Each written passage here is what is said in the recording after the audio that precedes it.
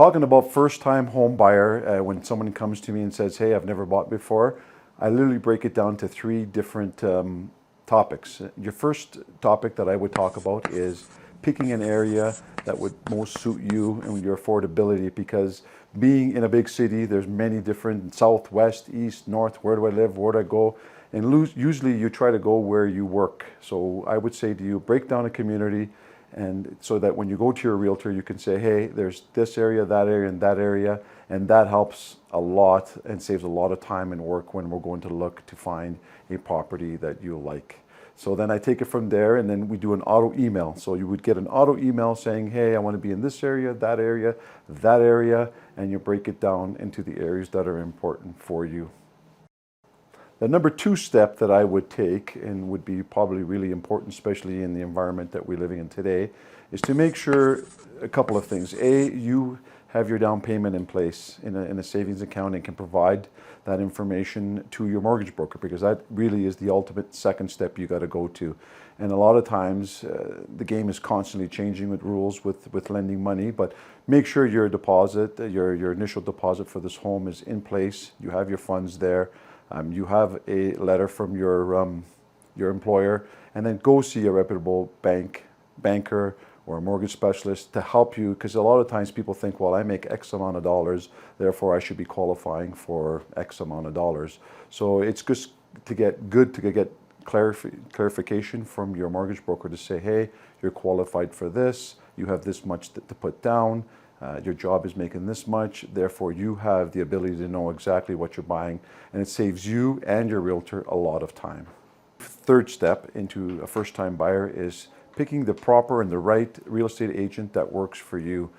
There's over 5,000 agents typically in the market, and it is trying to find a realtor that you can trust, because trust is a big thing, and also a realtor that knows the market and the area that you're choosing to live in. And I think that's super important, because there's many steps into buying a home, and you want to be able to find a realtor that's organized and is knowledgeable about that and can guide you step by step to get the proper home. Because it's not just when you find your home, you have to get home inspections in place. You got to work with the broker. You're dealing with lawyers. If you're buying a condo, there's condomen documents. There's lots of steps to do that. So you have to find a realtor that is very organized and can communicate the way you like to be communicated, because there's so many ways to do that. If you're dealing with younger people, they're more social media savvy, tech savvy, email savvy. You're dealing with somebody that's older, you're dealing with somebody that more likes the phone call. So it's really important that you find a realtor that you're the most comfortable with and can get the job done right in an honest manner, that you know that when he's out negotiating for you, he's working for your best interest. I'm Tony Nicastro of Remax Real Estate Central, and I've been a professional realtor for 25 plus years.